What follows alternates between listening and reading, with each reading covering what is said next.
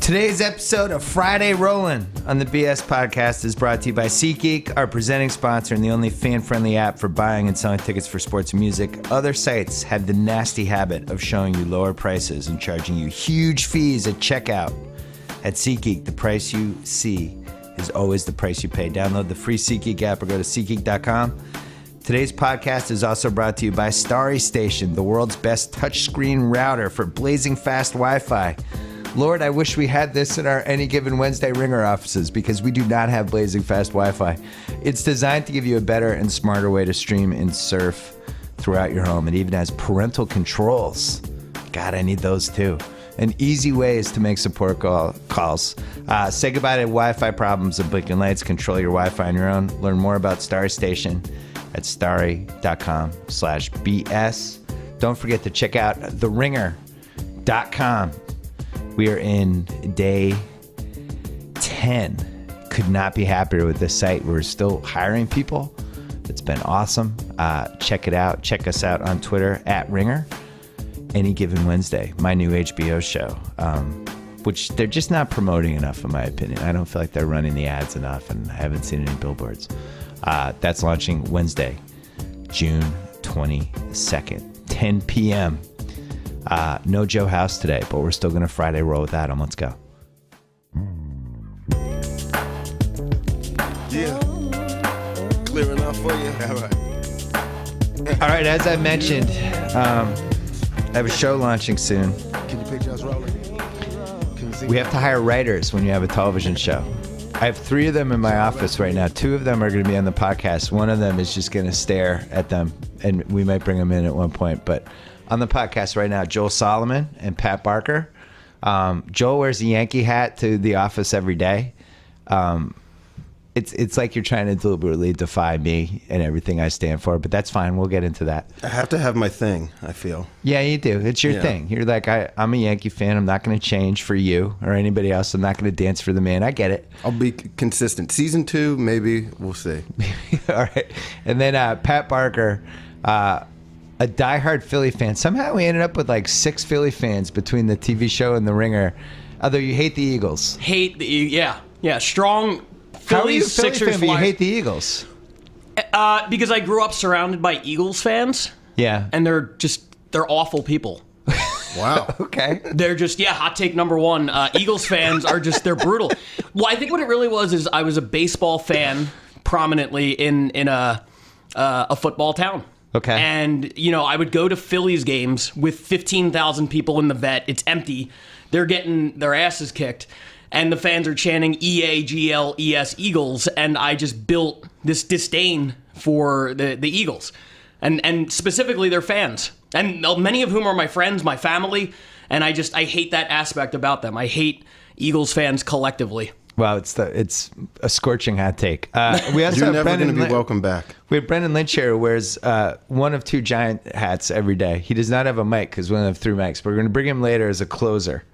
So you have like 35, 40 minutes to think about a great story that you want to tell. He's nodding. He doesn't have a microphone. No Joe House today. He's playing golf. Huge shoes to fill. This is... God. Yeah. Come on, Joe House. It's Friday rolling. We're Friday rolling here. We have game 4 of the NBA Finals tonight. I want to talk about that first, and we have some topics we want to hit. The Warriors are getting points tonight. The Warriors are 1.5-point underdogs. They won 73 games. They came back from 3-1 against OKC. They have a better team. They killed Cleveland in the first 2 games. They didn't play well in game 3. Cleveland's the all-time front-running team, and now the Warriors are not favored in game 4. Your thoughts? Well, I mean, the line doesn't reflect what Vegas actually thinks as much as what they expect people to bet. And if you watched Game 3, it's easy to think that this is a brand new series. Kevin Love is out. They're in Cleveland. The momentum alone made it look like they looked like 2 completely different teams. It was like a body switch. What do you think, happened. Joel? Home court has been crazy throughout the NBA playoffs. It's like different teams when they're at home. But I've never seen anything like the NBA playoffs where between 2 days, the media, fans just completely pivot on. It's unbelievable. And that is why I mean, yes, these are still the Warriors. Steph is definitely someone that I would worry about right now. What's wrong with Steph? Is it injuries? Is he just hitting a cold streak? But they're still the Warriors. It's still the same team. They could easily come out tonight and win by 20.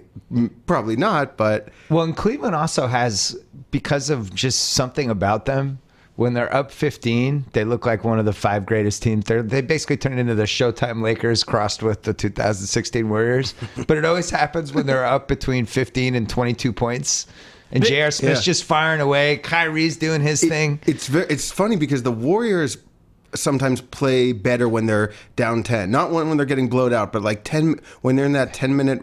they need to get slapped in the face when they rally. They just didn't do it in game 3. The Cavs have a lot of momentum guys. Like when momentum is on their side, Kyrie looks unstoppable. J.R. Smith, even LeBron. LeBron gets passive, I feel like, when they're behind. Yeah. And when they're ahead, he's in attack mode. He's going to the basket. And when they're behind, he'll get the ball, hold it for 6 seconds, and then give it to J.R. Smith. Coming out on that 9-0 run was huge for the Cavs. A little bit of confidence, that swagger. The Cavs need it, where sometimes the Warriors just don't doubt themselves, but the Cavs, I think, really need to come out strong, have a lead. Yeah. Well, so a couple things just historically. The Warriors have been in the conversation with the 86 Celtics, the 96 Bulls, the 87 Lakers, some of the all-time great teams. The 86 Celtics were never underdogs in a playoff game. I'm just throwing that out there first. Never happened. Never would have happened. Same thing for the 96 Bulls. I don't remember in Seattle in the finals, the 96 Bulls getting 2 points. Well, they didn't have Timothy Mozgov. So, I mean, the game changer. So that was one thing. The other thing is, I think there's some... I don't like the hot take culture and the people overreacting to stuff. I think it's weird that Steph hasn't played a good finals game yet. We are now a week into the finals... And I think it might have been game 2, and he just got into foul trouble, and he was never able to get. And all of a sudden they're up 20, and he just never got in the flow. But in a weird way, this is kind of a statement game for him. Yeah, I think he has to play well tonight. I agree. I mean, the thing about games 1 and 2 is that they won by such a large margin that you're able to look at it and be like, "Wow, they won," and Steph didn't even have to get going. Right. And then in game 3, when you lose by 30, it's like, well, they lost because Steph didn't get going. But he was his body language was terrible. He had a weird look in his face. He's been awful. Steve Kerr was asking him on the bench, "Are you okay?" Right. Which is troubling, with a back-to-back MVP that you even have to ask that. But yeah, he did. Like, you guys saw me on the test show on Tuesday. My body language was great. It was None of you guys were like, is he okay? Is he all right? I was ready for the test show. Yeah. Steph Curry, it's like, this is the finals. There's 20 million people watching. What are you doing? So here's my theory, because I know one of the things we want to talk about today is what's wrong with Steph Curry and is he overrated? Was that one of your how did you frame it? Was that Pat's our hot take Bill, artist. I'm the hot take guy. I don't even think Steph Curry is that good at basketball. Okay, great. No, Cut his mic. Just cut it. I believe the question was, is he a choke artist? Is he unclutch? Is he here's a hot take, internet. Steph Curry is the Peyton Manning of basketball. Oh. Are we ready to go there? He won a title last year. Yeah, so did Peyton Manning. Oh, They both won. The parallels are eerie, Bill. I have a theory. The new shoe that was coming out, the Chef, which took a beating on the internet yesterday. Do you think he saw maybe he didn't see that shoe until a week ago, and they sent him hey man, here's the shoes, man, here's what it looks like, and he was like, oh my god, I'm gonna take a beating on the internet. He's playing, and it just got in his head. He's playing like a guy who knows that is his shoe. Yeah. And that he has to wear that. I'm dead serious. Is it possible he's freaked out about the shoe? Between that and the Instagram girl sitting row 1, he has a lot on his mind. The wife didn't like that. There's no way. That had to have come up at the Curry house. There's no way. Well, the other thing, they quietly mentioned last round that he got a shot in his elbow before game 6. So that tells me his elbow is actually really bad, because my whole philosophy on when somebody injects things into your body, either they're doing it as a preventive measure or because you're in pain. Those are really the two, unless you have a heroin problem. Brennan, is there any other reason to get injected? No. Brennan says no. Dynamite dropping. So it's great. He's here all podcast. But yeah, that tells me he's hurt, and he's got, what was the other injury he had? Ankle? Well, he started with the ankle, and then he had the knee. The knee. And then the elbow. But I thought last round, because I was convinced he was hurt, and then when I went to Game 5 against OKC, and I was watching him cut around the picks and say he's fine, like his knee's fine. But that's where I think is the problem in this series. Steph usually can create his own shots. With Clay, you get him on his spot, and he's a marksman. With Steph, I just don't think he can create his own shots. These are long guys. LeBron's quick. Jefferson's playing him tight, and maybe that is Jefferson, which is insane. Which is crazy. The Warriors, the savvy veteran. The Warriors had to give first-round picks to Utah to take Jefferson away 3 years ago, and now he's like the third best player in the Cavs. There's always someone in the final. Well, Iguodala last year, it always steps up. Now this year, Jefferson, who, by the way, Luke Walton played with at Arizona and now is going to be the head coach of the Lakers. I know, they were like buddies. There were weird yacht photos of them, remember? There was that one sports blog moment like 8 years ago. They're on yachts wearing like weird rich guy clothes. They took like a 2-day beating. Pat remembers all sports blog moments. I'm a big yacht guy, so anything involving yachts is pretty much my wheelhouse. Do you think Curry, like everybody's been chipping him for 4 rounds? Yeah. And I was watching it. I really noticed it just being at that one game, and it was like anytime he came around to pick, somebody was throwing the elbow out, throwing the knee out, banging him, hitting him on picks, trying to blindside pick him. And I do wonder, maybe he's not built to take that kind of beating. Like MJ, LeBron, guys like that, they're like battering rams. LeBron just comes in, he's never hurt. Maybe Curry's just breaking down. Yeah, well, I don't think that teams played him particularly physically during the season. A couple teams, the Clippers did, the Celtics did, and that was really it. Yeah, and the Celtics, other than Oklahoma City, had probably the most success against them this year. Yes. I think it's a cumulative effect of getting bumped around for 4 series, suffering legitimate injuries, and not being able to get a rhythm going. He just hasn't played the kind of minutes that you would during the regular season. Every night he was for the first 3 quarters getting a rhythm going, and I just feel like he hasn't been able to do that in the playoffs. I feel like you have something sarcastic to say, and you're holding back. I don't want you to hold back, Joel. I don't like you all have this, a comment. This Curry hate. That's what you're mad at Pat.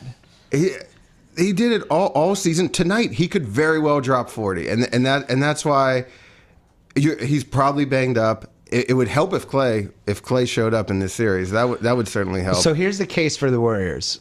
Just the way they're built, they're constructed that if they play 5 games, in one of those 5 games, Clay is going to be awesome. And in one of those 5 games, Steph is going to be awesome. And then there's like a 50% chance that in that 3rd game, Steph and Clay together are going to be awesome.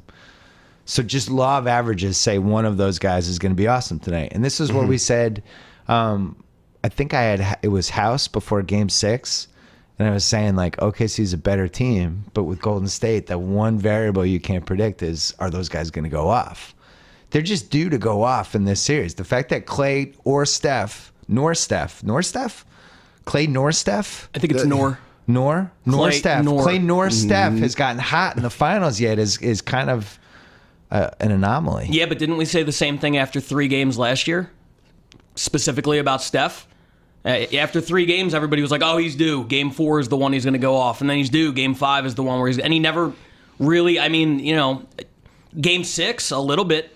You're really convinced he's the Peyton Manning of the NBA, even though he's already won a title. I mean, that might be a little hot takey, but I think it's a fair question. I think it's a fair question to ask. Like, where there's smoke, is there fire? If it was just this year, you could chalk it up to the injuries. I feel like last year he didn't have that excuse. Like, it's not just Peyton Manning. Like, there have been athletes historically who do not perform as well in championship games. He could be one. I'm not saying he definitively is. I'm just saying it's not unreasonable to ask. They're just bored in Cleveland, guys. Let's be honest. This is a long road. They got through Oklahoma City.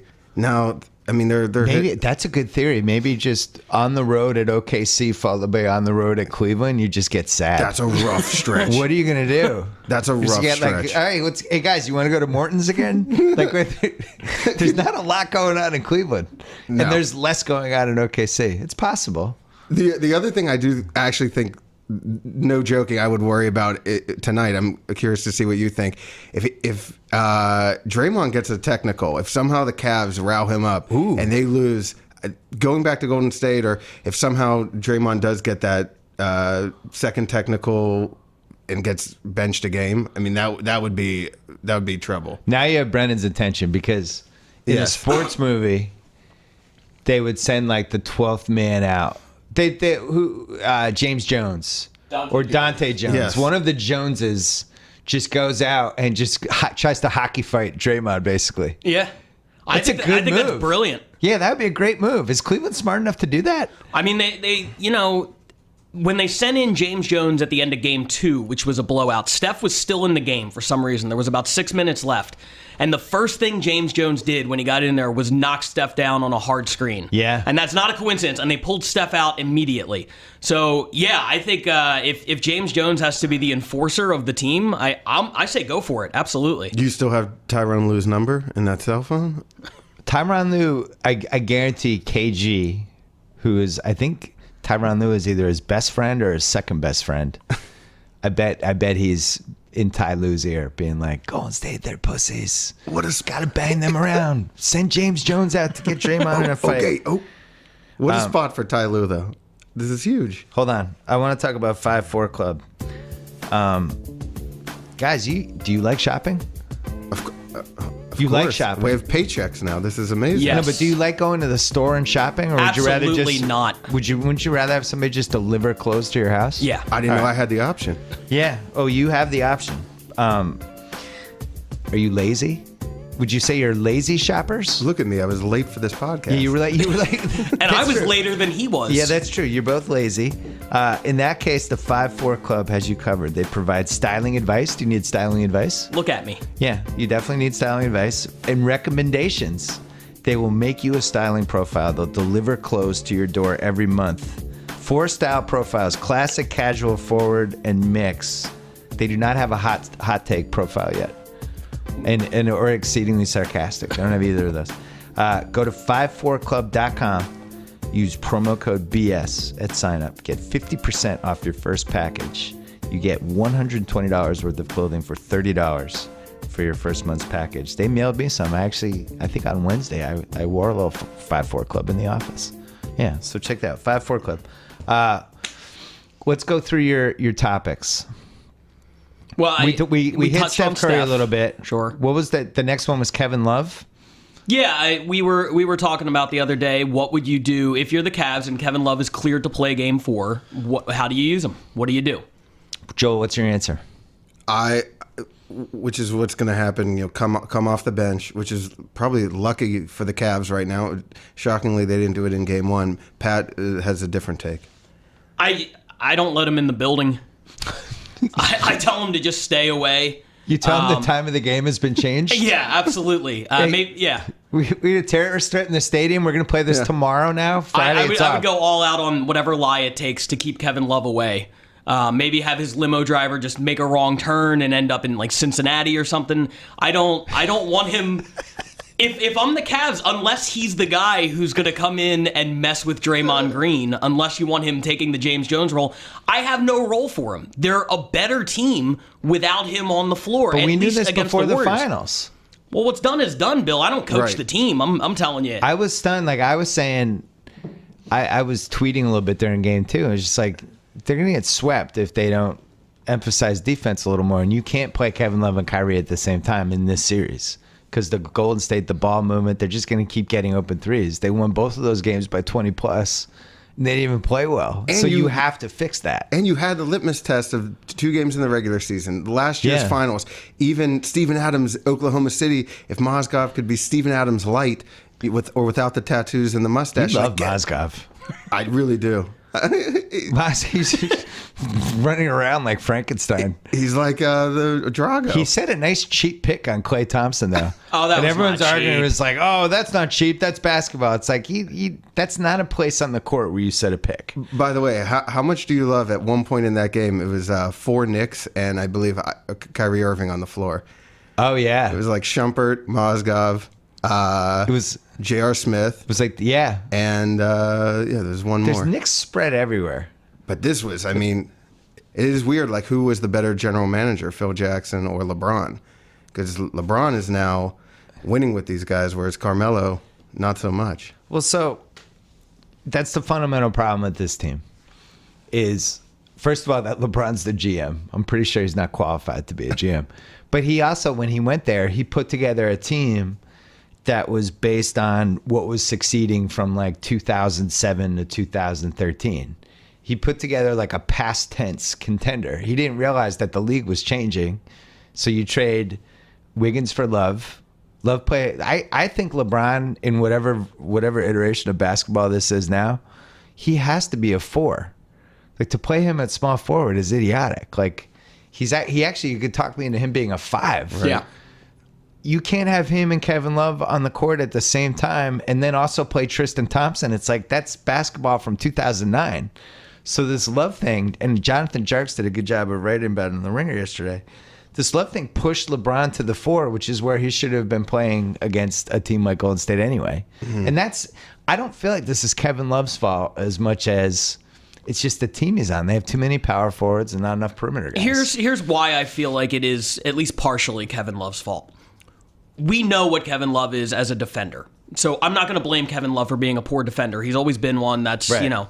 Not his fault. You blame him for getting concussed? Absolutely. Get your head out of the way. No, I blame him for, in games 1.5, not doing what he's capable of offensively. He was taking the ball to the rack. He was the biggest player down there, and he wasn't finishing. He wasn't hitting threes. He wasn't finishing from under the basket. So it's like, if you don't offer me anything defensively, and on top of that, now you don't offer me anything offensively, seriously, what good are you? I don't understand what the argument for having him in the game at any point is. Well, this is where maybe coming off the bench and not I do like your theory, keeping him out of the building. But if they need him, coming off the bench, if Cleveland is struggling scoring, it is a lot to ask of these guys. They're not when they're scoring 70 points. They're not going to beat. They're not going to beat Golden State. So maybe coming off the bench, that will, you're right, if he can put points on the board, that's where Love maybe does help in these games where Cleveland can't get offense going. Well, especially if they put the ball in his hands. I've been thinking about this a lot because I'm worried that the Celtics are going to panic trade for him. And then I talk myself into the panic trade, and then I talk myself out of it. And, the guy was so good in Minnesota a couple years ago. You wanted him in Boston, right? I still kind of want him in Boston because I think about all the shots that Jared Sullinger took and missed on the Celtics. These wide open threes at the top of the key that the Stevens offense, slash and kick, just creates these great shots for big guys. And none of the big guys in the Celtics could make them. We had Olynyk, you had Amir Johnson, you had Sullinger. None of them were really great three-point shooters. Olynyk was pretty good.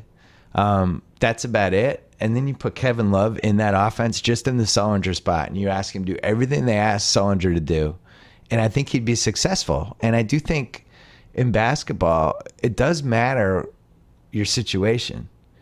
Yeah. Sure, for sure. Like if you guys came to the TV show and you're comedy writers and we're like, hey guys, we want you to edit some bits. That's what you guys are going to do in this show. You'd be like, I'm not good at this. I write comedy.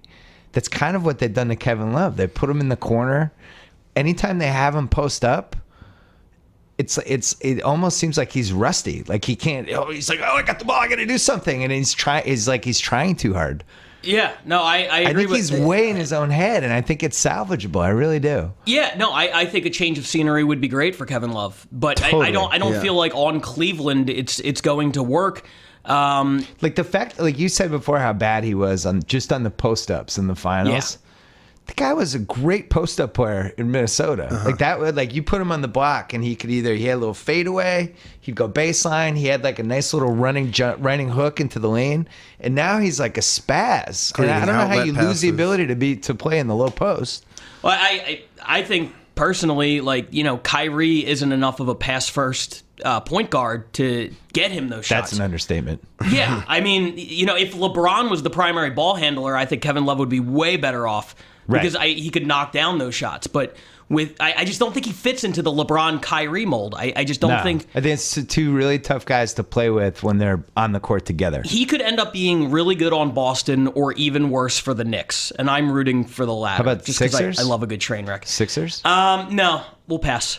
Really? Yeah. Okay. On behalf of Jerry You don't want any Colangelo, more we're going big to take a guys? hard pass on Kevin The Love. guy who comes out the best, by the way, is Jerry West. When Golden State, everyone was like, "Oh my gosh, It's amazing. Of course, you trade Klay Thompson." And Jerry West reportedly gave such a hard no. He's like, listen, guys, you hired me to do one thing, no basketball. I appreciate that you're tech billionaires, but if you trade Klay Thompson, I'm out of here. I won't swear on your podcast. They spent like 3 months debating whether to do that trade or not, and there was like two camps. Yeah. And Steve Kerr was in the keep Klay thing because the keep Klay thing was like, this is like the most unbelievable advantage to have these two guys making threes, and they're young and they're going to get better, and there's not a lot of two guards. But Kevin Love was one of the like 11 best players in the league. On Minnesota. And they're offering him, basically Klay. The problem was Minnesota fucked it up. If Minnesota because Minnesota wanted Harrison Barnes too. They wanted Klay Thompson, Harrison Barnes, and David Lee's contract. And Golden State was like, no way. I mean, if they had just been like Klay and David Lee for Love, let's just do it right now. That would have been an awesome trade for Minnesota. I mean, they would have had Wiggins, Klay, Rubio, Towns. A year later, maybe they don't get Towns. I don't know. Well, they wouldn't have had. Oh, yeah. No, I guess they would, yeah. I mean, if they had looked down the lottery. Right. And then you're here sitting with Craig Kilborn talking about Minnesota Timberwolves in the finals and not us. Have you seen his pass on YouTube? The pass. I hadn't seen it. When he brought that up, I didn't know what it was. We talk about Casper mattresses. Obsessively engineered American-made mattresses at a shockingly fair price. Do you guys like your mattresses? They could be better. I could use a new one out here. Oh, come on, Casper. How many hours a night do you guys sleep? Not enough. 7? I get it. I get a good 8 in there. 8? Yeah. So 1/3 of your life you spend sleeping. Yeah. I don't understand. Why wouldn't you guys have a good mattress? Casper brings together two comfy technologies for better nights, better days. Latex foam and memory foam. So they've got just the right sink and just the right bounce, no matter how you sleep. Even better, a risk-free trial and return policy. They'll deliver it straight to you. You can try it for 100 days. If you're not happy, they will pick it back up. They sent one to me. It was really good. $500 for a twin-size mattress, $950 for a king-size mattress. That's an outstanding price point. And right now, you can get $50 off any mattress purchase by going to Casper.com/BS. Use code BS. Terms and conditions apply. Casper.com BS. You like your... I have one. You have one? Yeah. Do you like it? It's great. Okay. You know what? I think I figured out how to use Brendan here at the end. We asked him what his last 3 internet deep dives were. Oof. Oh, my God. That'll be great, I can't right? wait to hear That'll that. be great. All right. You think of that, Brendan. All right. What's next on our list of topics? Would you play for Team USA? I'm going to ask you first, Bill. Given the political climate and Zika virus and everything, would you play for Team USA? I'm a bad person to ask because I'm just terrified of viruses. And I'd be afraid to go, and I would come up with some fake excuse like Steph Curry did. I'm banged up. I can't go. I'm not saying it was a fake excuse, but I'm saying it's the kind of excuse I would have used. Yeah, my ankle hurts, my knee hurts. I can't make it. I'm good, guys. I'm good. Good luck. Good luck with the gold medals. Bring it home. Yeah, I'll be watching. I'll be cheering you. There's no way I would go there.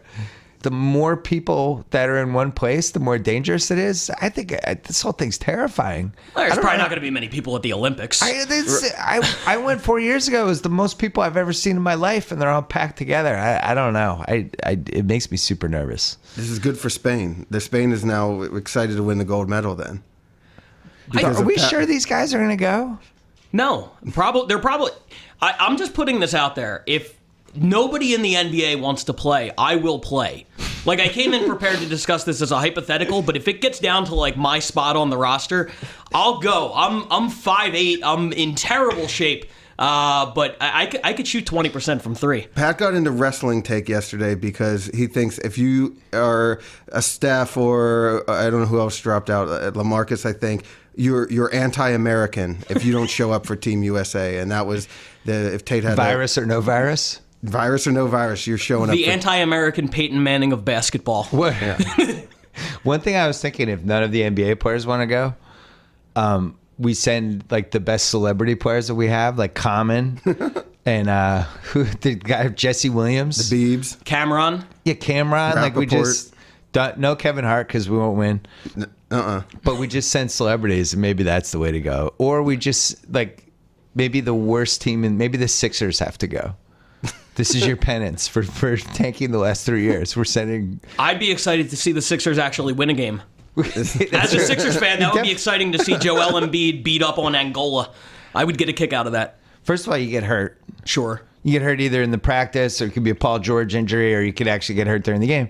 Also, like, it's just kind of nice to, especially if you're somebody who's played 3 or 4 rounds, like Durant, where you played, for 8 straight months. Why do I want to now go to the Olympics and compete and then rest for a month, and now I'm in the NBA season? I'd rather have the time off.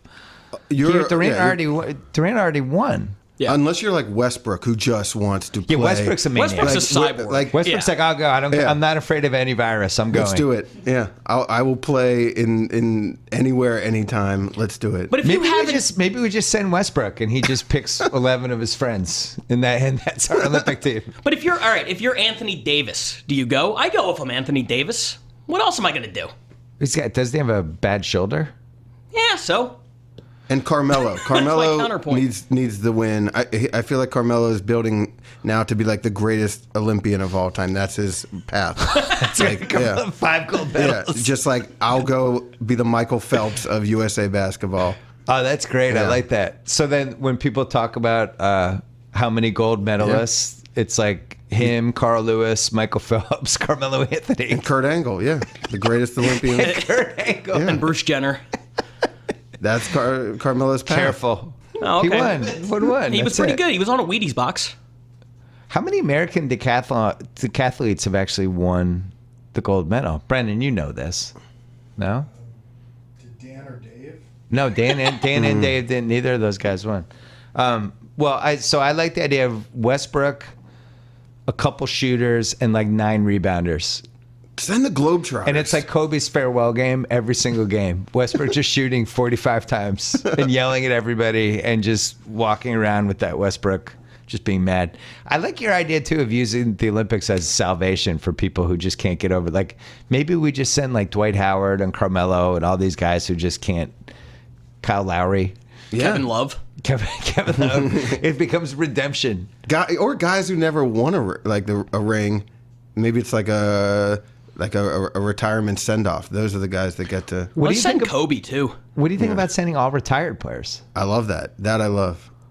Like, what if Karl Malone was representing us and people like that? I mean, we wouldn't win, but it would be fun. It would be fun. Just like the senior NBA tour. MJ would be fun. MJ's 53-year-old MJ back. I'm back. The bat signal just goes off. If you put Barkley on the team, I'm in. Would you send the D-League champions? I'd rather see the retired players.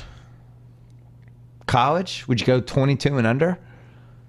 Because that's where I think they should go with this anyway. I think it's 22 and under is all pros. Everybody plays 1 year in college. So on the off chance that your 1 year happens during the Olympics, then sure.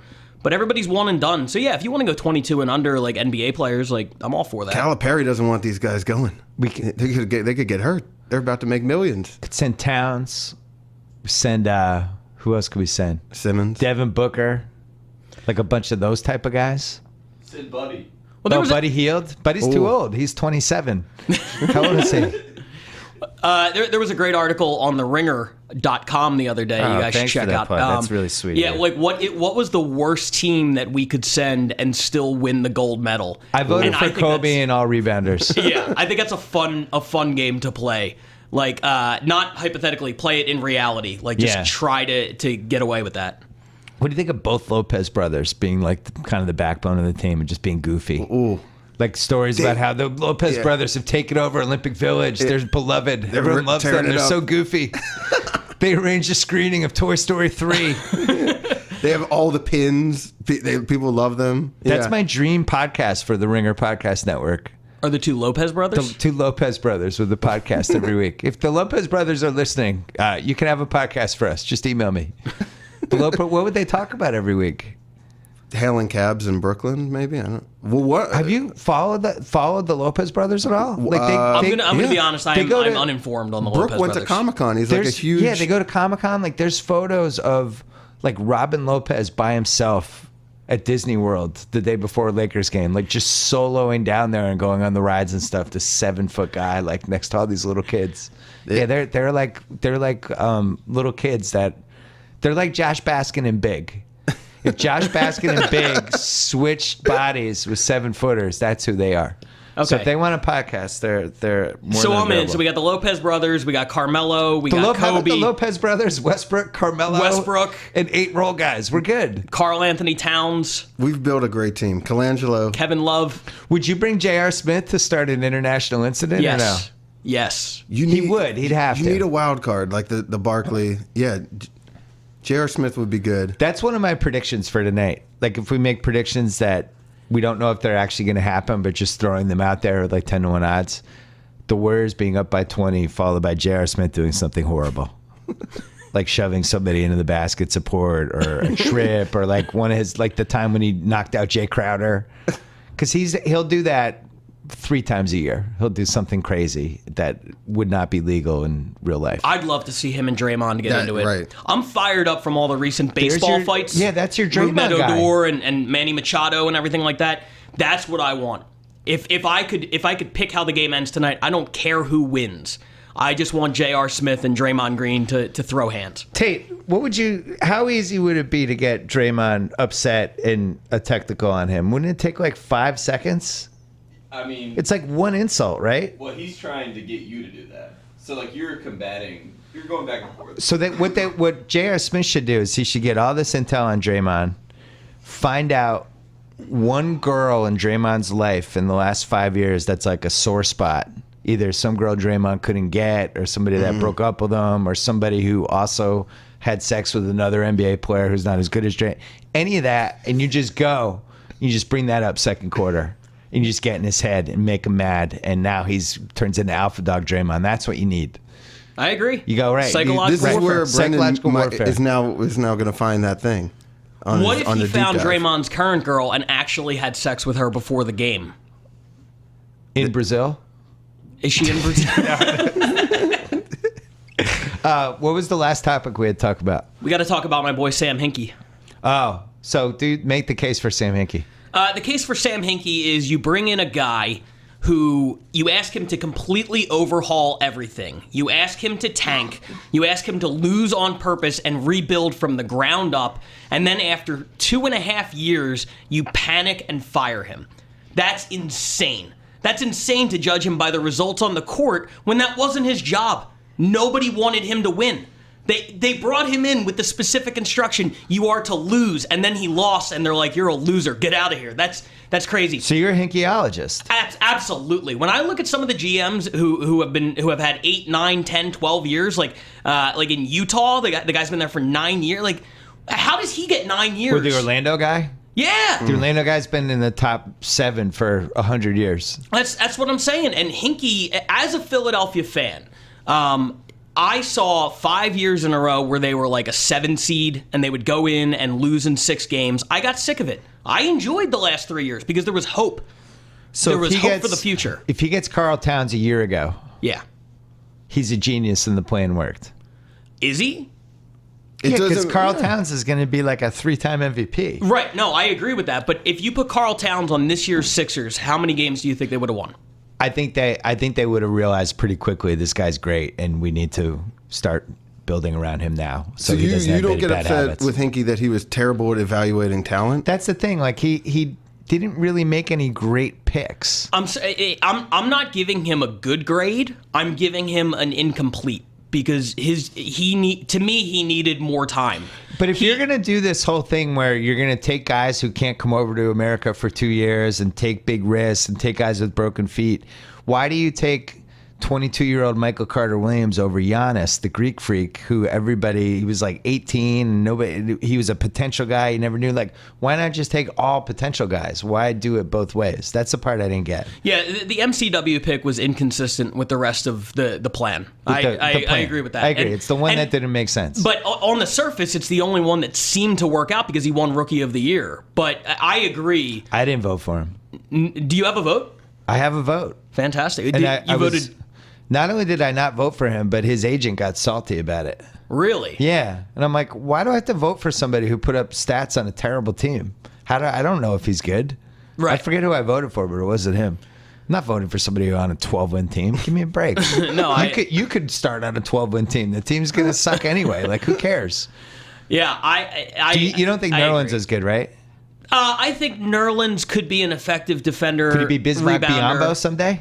I think he could be better than Bismack Biyombo. Okay. There's no evidence whatsoever to say that. Joel, what do you think? The Sixers need to trade this pick. That we know for sure. We need to trade it for 2 second-rounders. That's our blueprint. There's no sure thing. So, like, I always look at it like, what would Belichick do? I think Belichick has played this stuff as well as anybody. He's always figured out, like, how to move back, how to pick up more picks, how to get as many chances as you can. Why wouldn't they just move backwards 2 spots with the Celtics, who are just desperate to take all of these dumb picks they have and overpay for something? Why not move back 2 spots? Take Jamal Murray, who's shooting the lights out and all these things. He made 79 of 100 threes in his Boston workout. You get 3, 16, 23, 31, 35. We'll give you, like, we just overpay for it. And then you have all these chances to get lucky. I mean, look at the draft last year. Devin Booker fell to 13. Miles Turner fell to 11. Justice Winslow fell to 10. Like, these guys are great NBA players, are going to be great NBA starters. I guess it depends on how you evaluate Ben Simmons. If you're drinking the Ben Simmons Kool-Aid, you take him. But for the one. team you have, he makes no sense unless you got rid of like 3 of the guys you already took. And they need the Sixers need multiple players. You need perimeter guys. The whole league has gone toward the perimeter. That's another thing with the hinky people. The whole league went to the perimeter and shooters and creators and guys like Curry and Klay Thompson and all these dudes. And yet he's just taking these guys from 15 years ago. That makes sense. Yeah. That's a part. Nobody's been able to explain that part except for Nick Stauskas. That's true. Give him credit on that one. Nick Stauskas. That's the true. hot sauce. Yeah. So how do the hinkyologists explain that part? If he was such a genius, why didn't he seem to have any idea where basketball was going? Well, I feel like you could argue that Dario Saric could fill that role. I mean, everybody looks at the picks that are here. It's easy to forget about Dario He's a Saric forward he's too. Yeah, but He played the exact same position as Ben Simmons. Joel's making a confused face. All these. I didn't even know that guy.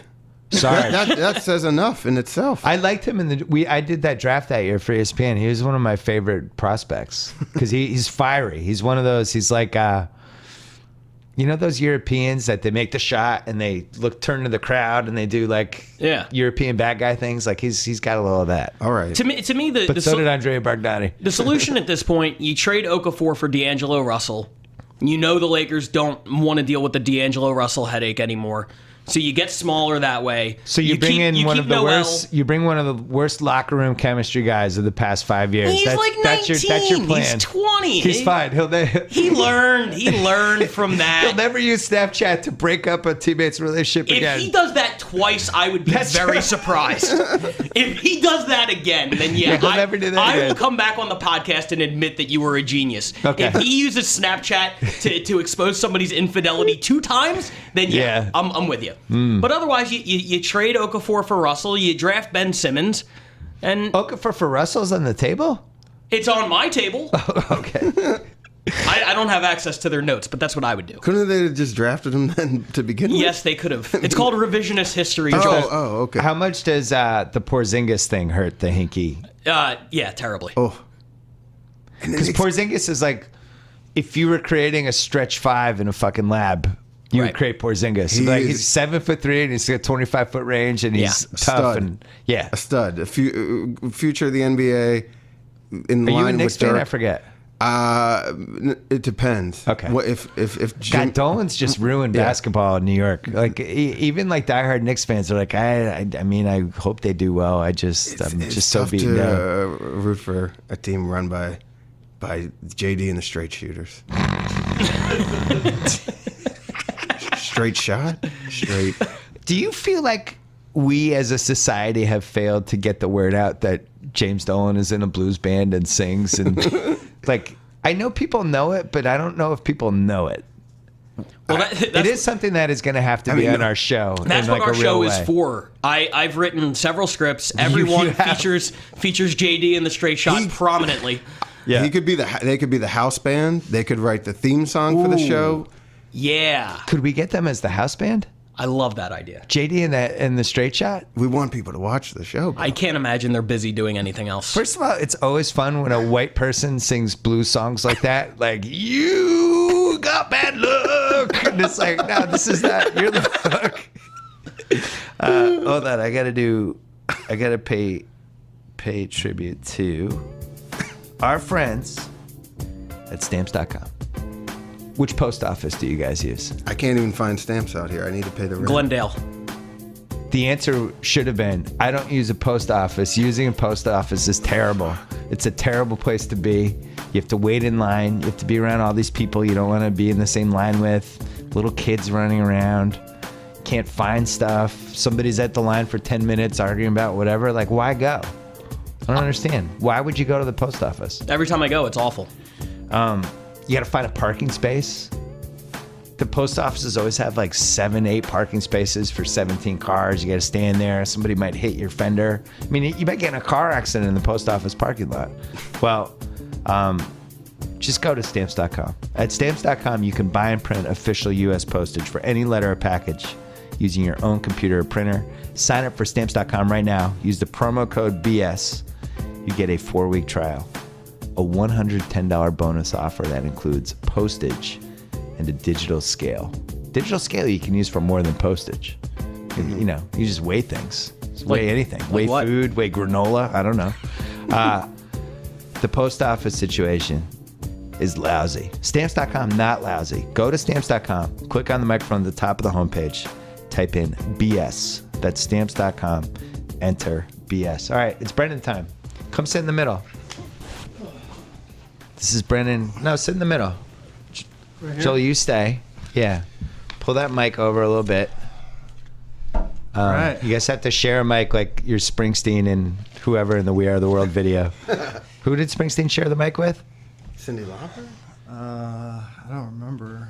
You got to move up a little bit. Oh, okay. Okay. Oh, now this really is like We Are the World. So, Brendan Lynch, one of our writers, stand-up comic, Yes. sports fan. Sports fan and podcast coach. I was coaching Pat and Joel yesterday about their hot takes. Oh, what to do? Okay. Giving them notes. Hot take coach. And I was like a proud father sitting there. I mean, Right. it was beautiful, guys. Thank you. Brendan, when we have a bunch of ideas meetings, and there's always one nugget from Brendan's life that skips out. Like, for instance, a couple weeks ago, you just casually in the middle of conversation confessed to going to the 8-hour OJ movie in Santa Monica and how you brought a friend, but you didn't tell him the movie was 8 hours. Yeah, You're like, you want to meet at this movie at 1:30? You didn't tell him it was 8 hours long. Yeah, he was mad. But everyone said no because it's a big ask. Because I assume my wife was gonna go, but she's so sick of OJ stuff. Like I took her on an OJ tour of Brentwood. We've watched every single OJ. We watched courtroom footage together. Yeah. And she just said no. Can you more. tell us more about the OJ tour in Brentwood? Oh, okay. So the OJ tour in Brentwood, there's a guy. His name is Adam, and he's a stand-up comedian. He offers this OJ tour. The original OJ tour was done by a screenwriter. Yeah. Who wrote the cartoon Land Before Time. And then OJ killed him? No. Sorry. He started doing it during the time of the trial, and then when all these new shows came out, this kid Adam, he got permission to do it, and I read about it and immediately bought a ticket. And you start out at this. First of all, he picks you up in a white Bronco. I mean, I feel like he should. What are you doing this weekend? That's fine. I'm doing this. The tour is on a Sunday night, like the same night. You meet at him at the school. Okay. Where there was the play that. What? Yeah. Okay. And then he takes you up through the Gretna Green apartment. Okay. Fascinating. Yeah. To find out, where that was in relation to OJ's house. Then you go over to the restaurant, which is now a Pete's Coffee. Right. I've been to that Pete's Coffee. I never knew it was a historic Pete's Coffee. It used to be Mezzaluna, where she left the eyeglasses. a tiny little. I don't want to step on this guy's tour, but please step on it. Tiny little note. There were, I believe, 2 other waiters who were murdered who worked at that At the restaurant. Mezzaluna? Yeah. Really? 2 other. Yeah. 2 more. 2 more. Tate agrees. All right. Yeah. Yeah. Tate was at the 8-hour saw OJ. it. Yeah. Okay. I'm not surprised. Google the name Michael Nigg is his name, and there's a YouTube page. I'm sorry, a Wikipedia page dedicated to this. But wait, on this OJ tour, how do you see the house? Because they knocked it down and they don't even have the address anymore. So you just drive by where the house used to be? Yeah, you just drive by the OJ's house. Yeah, just where it used to be, And then you go to the Rockingham estate? yeah. Do you go to the McDonald's that he went to with Cato, where he was always rumored to have No, done God knows what at the McDonald's that got him fired up? I went to that on my own. Okay, okay. Yeah, that was That McDonald's is still there? Yeah, it's been totally refurbished. It's now like one of the really new style McDonald's. But Do you believe that story that him and Cato might have done some substances that got OJ a little fired up? So one of my favorite rumors of that whole thing. Who knows if it's true? I do think it's interesting that that OJ and Cato, I always thought that they were close, but they weren't close. Yeah, he was like the houseboy living in the back. Yeah. All right, so wait. Your internet deep dives, your last 3. Do you remember what they were? Yeah. I looked on my phone, and I'm getting really into chiropractic adjustment videos on YouTube. I have a specific guy that I want the listeners to search out. His name is Nelson Vitanzi. He works out of Colorado. This guy is a machine. Okay. This guy is, and my wife won't let me go to a chiropractor. It's one of my dreams, but her dad's a doctor, so she's totally against it. She said she would leave me if I went to a chiropractor. Okay. But this guy, Nelson, Vetanze, yeah, his videos are fascinating. He has he adjusts Jake Plummer, the snake. Jake Plummer retired early. Yeah, well. Okay, so that's one. Yeah, that's one. What's your number 2 deep dive? So the number 2 deep dive is sort of a continuation of that. I was getting really into chiropractic adjustment videos. Mm-hmm. They relax me.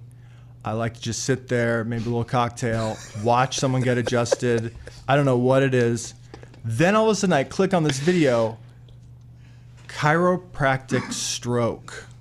What is this? I click on it. It's Kevin Sorbo. That's the worst porn search ever.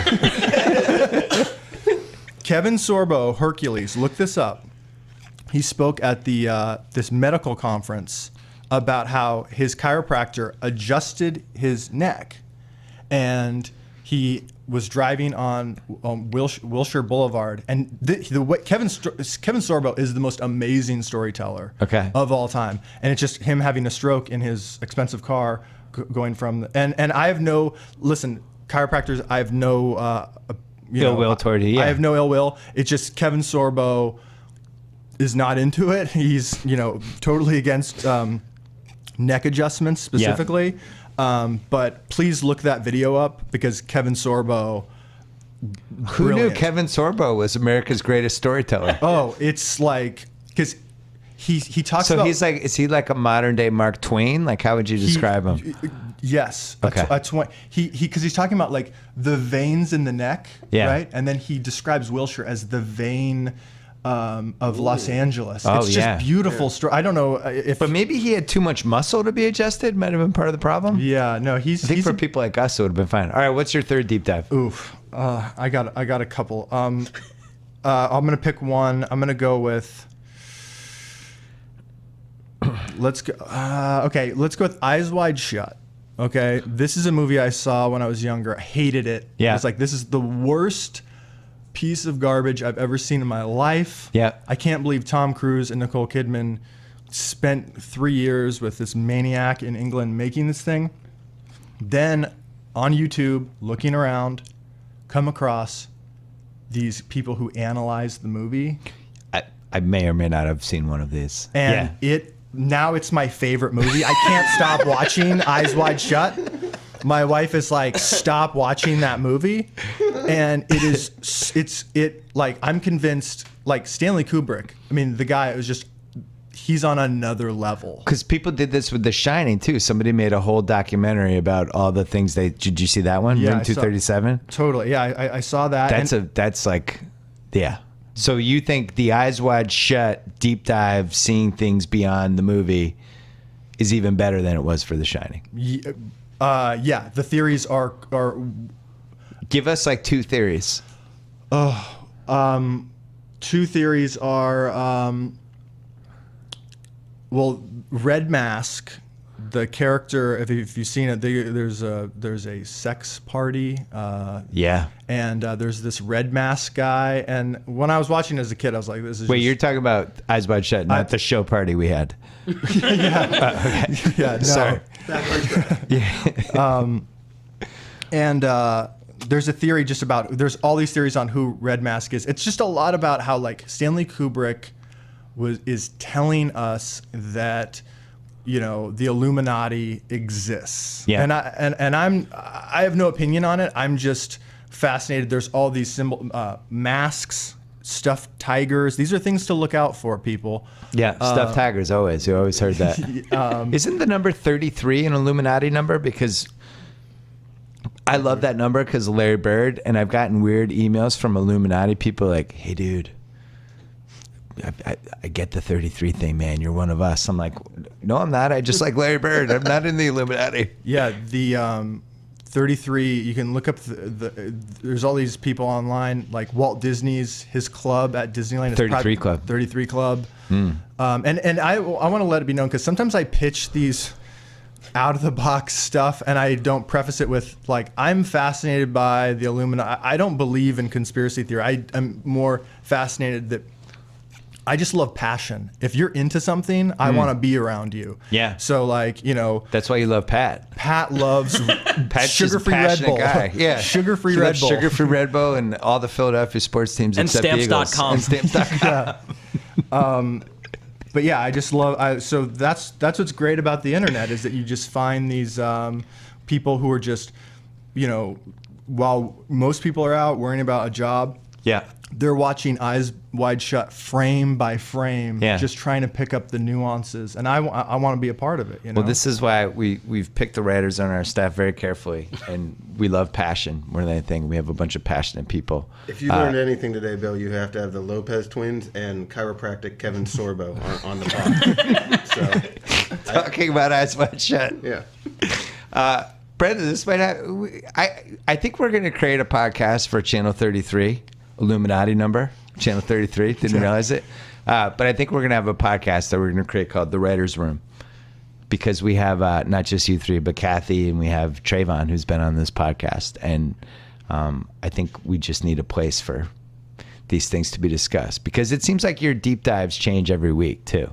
Oh yeah, I mean it's based on mood. It's based. How often do you sleep? Not often. Last night I went to bed at 3. My wife is in Maryland with her parents, so I've just been, my clock's completely Before we off. go, can you tell the story about when your wife's purse got stolen? Oh my God. Okay. Yeah. So we were doing I was doing laundry. My wife is a dentist, so I was washing her scrubs. And so I said, "Hey, do you want to walk around the block while, you know, it's in the dryer?" She says, "Sure." So we walk around our block, which is just a normal area of LA called Palms. We're walking around the block, and this guy on a skateboard runs up behind, and I just move out of the way because I know most skateboarders just have nothing to lose, right? Like, why even create a problem? So I just move up, and the guy grabs on, doesn't tackle my wife, but just bear hugs her and starts, and I have never been in a fight in my life, right? Yeah. So I start pulling him off of her, and she's screaming, right? And then I go, and I can't think of anything to say to the guy. I'm face to face with him, fist balled, and this is what comes out of my mouth. "Do you want to bang, bro?" because I'm a big Ultimate Fighter fan, and there's a guy on the Ultimate Fighter who just look up "Let Me Bang, Bro." Yeah. Because there's this guy who got drunk in the Ultimate Fighter. Google "Let Me Bang, Bro." No. YouTube it. YouTube "Let Me Bang, Bro." Because there's this guy, I forget what his name was, but he had a mohawk. But he got drunk in the Ultimate Fighter house, and he just wanted to bang. He just wanted to fight. So I said, "Do you want to bang, bro?" Then these neighbors came out. They surrounded him, tackled him. We called the LAPD. They came like 2 hours later. My wife would not talk to me. The only thing she said to me, she looked me in the eye and she said, "Do you want to bang, bro?" What was that? And the other guy, and then the cop, nothing really happened. The cop said, "You should have punched him." And I didn't. And my wife accused me of not wanting to break my hand because it would affect my right, which is totally not true. Like, So I this would have is like punched that, her. What was that weird movie that where there was the avalanche, and instead of saving his family, the dad ran out of the way? Snow Dogs? No. No, there was a movie. This is the whole point of a movie, and I can't remember the name of it. It was like Norwegian or something, but the dad, instead of protecting, like they're sitting at a ski slope having lunch, and this avalanche is coming, and the dad runs instead of, trying to figure out what. Force majeure. I gotta look that up. And the wife, oh my God, this would mess with you for like a week. And the wife is so upset that he didn't protect the family instead of just protecting himself that then the movie ensues after that. I mean, I would recommend that. Might be a deep dive for you. I'm a team player, and let me just say that the reason the guy grabbed onto her, the cop said, is that he smoked synthetic marijuana, which so just Stay away from that. Stay away from that. Yeah. Well, I think we're going to launch the Writer's Room next week on Channel 33 because we need more of this. Thanks again to today's sponsor, Casper Mattresses, obsessively engineered American-made mattresses at a shockingly fair price. Get $50 toward any mattress purchase by going to casper.com/BS. Use code BS. Thanks to Stamp.com. Stamps.com. Buy and print official U.S. postage using your own computer and printer. Sign up for Stamps.com right now. Use the promo code BS for a 4-week trial plus a $110 bonus offers. That includes postage and a digital scale. Click on the microphone top of the homepage. Type in BS.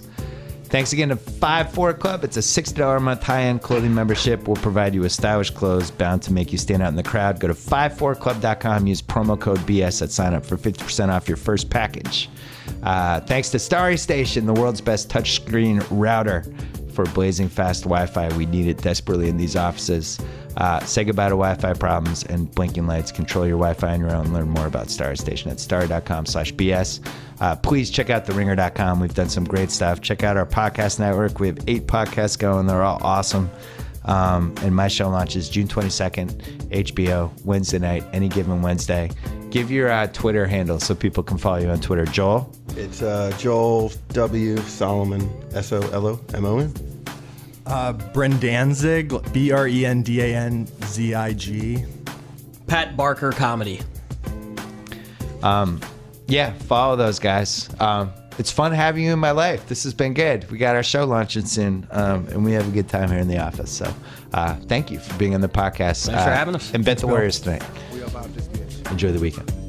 Anytime y'all want to see me again, rewind this track right here, close your eyes, and picture me rolling.